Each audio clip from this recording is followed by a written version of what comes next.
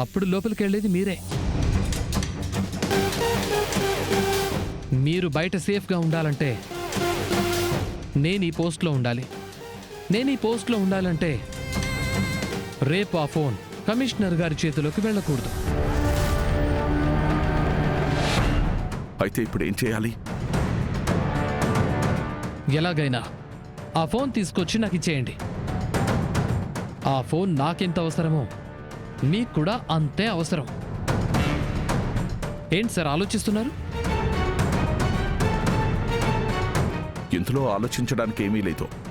గగన్ని చంపింది నేనే అన్న విషయం బయటికి రాకూడదంటే నీకు నీ ఫోన్ కావాలి కదా, నేను తీసుకొచ్చేస్తాను.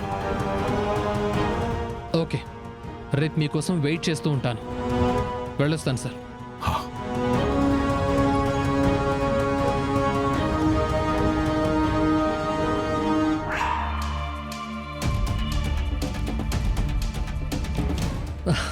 సార్, నిజంగా చాలా పెద్ద ప్రమాదం నుంచి నన్నే కాదు మిమ్మల్ని మీరే కాపాడుకున్నారు. కమిషనర్ గారి చేతిలో ఈ ఫోన్ పడుంటే ఇద్దరం లోపలికి వెళ్ళేవాళ్ళం. అవును, మీరింటి దగ్గర నుంచి బయలుదేరి నేరుగా ఇక్కడికే వచ్చారు కదా. ఈ మధ్యలో ఈ ఫోన్ మీ చేతిలోకి ఎలా వచ్చింది?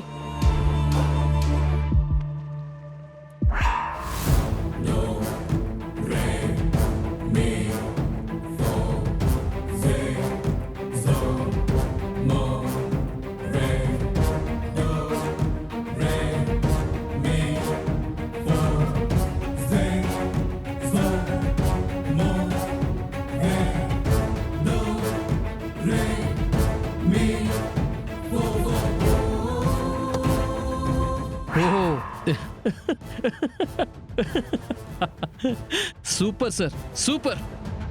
నేను కూడా చేయలేని పనిని మీరు చాలా చాలా సింపుల్గా చేసేశారు. చూసారా, నమ్మకం ఉంటే మనిషి ఏమైనా చేయగలడు. భూమికి మీ మీద ఎంత నమ్మకమో అదే ఈరోజు నాకు ఉపయోగపడింది. మనకు ఉపయోగపడింది అంటున్నాను.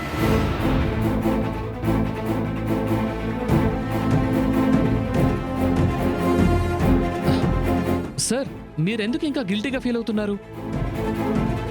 ఇదంతా మీరు మీకోసం చేయలేదు, మీ కూతురు కోసం చేశారు. మీరు బయట ఉంటేనే కదా మీ కూతురికి మీరు అండగా ఉంటారు. మీ కూతురి జీవితంలో మీకున్న స్థానమే వేరు సార్. ఆ బంధాన్ని కాపాడుకోవడానికే మీరు చేసిన పని తప్పే కాదు. స్వార్థం అందరికీ ఉంటుంది సార్, కానీ ప్రతి స్వార్థం చెడ్డది కాదు. మీ స్వార్థంలో ప్రేమ ఉంది. మీ కూతుర్ని కోల్పోతానేమో అనే భయం ఉంది. అంతే సార్, అంతే. మీరు దాని గురించి గిల్టీగా ఫీల్ అవ్వాల్సిన అవసరమే లేదు.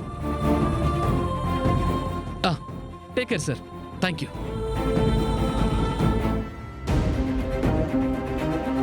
ఆ ఫోన్ తీసిన దొంగ నేనే అని తెలిస్తే భూమికి నేను శాశ్వతంగా శత్రువు అయిపోతానేమో.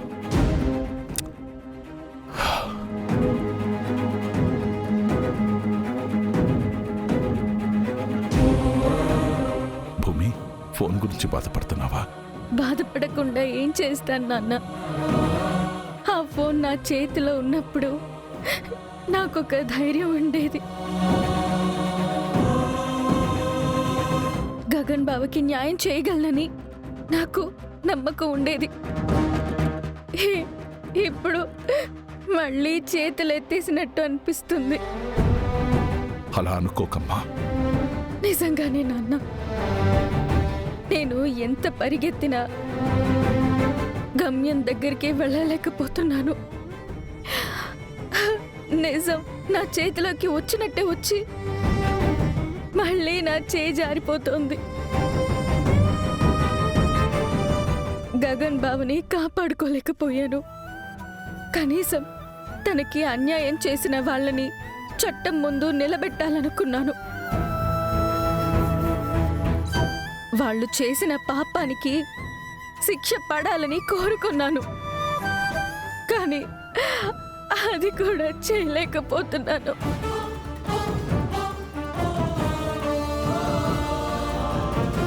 నాకెందుకో ఒక అనుమానం వస్తుంది నాన్న. అపూర్వ పిన్ని ఇదంతా చేసిందనిపిస్తోంది. రాత్రి కూడా ఒకసారి నా గదిలోకి వచ్చింది. ఫోన్ కోసమే వచ్చింది. అదృష్టం కొద్దీ నేను మెలకు వచ్చి లేచాను. లేకపోతే అప్పుడే తీసుకెళ్ళిపోయేదేమో. సూర్య, అపూర్వ పిన్ని ఇద్దరు కలిసి ఇదంతా చేస్తున్నారు నాన్న. నా మీద ఉన్న పగ ఇలా తీర్చుకుంటున్నారు.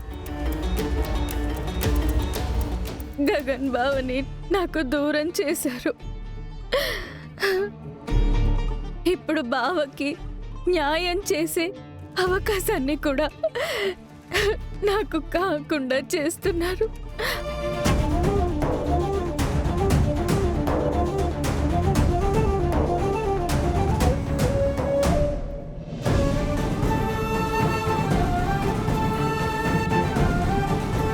నాన్నా,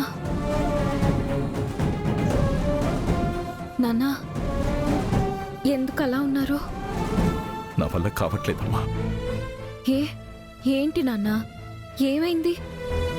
నీ గురించి ఏమీ తెలియనప్పుడు నేను నిన్ను బాధ పెట్టాను. ఇప్పుడు నీ గురించి అన్నీ తెలుసు, అయినా కూడా నిన్ను బాధ పెడుతున్నాను. అలా ఎందుకు మాట్లాడుతున్నారు నాన్న?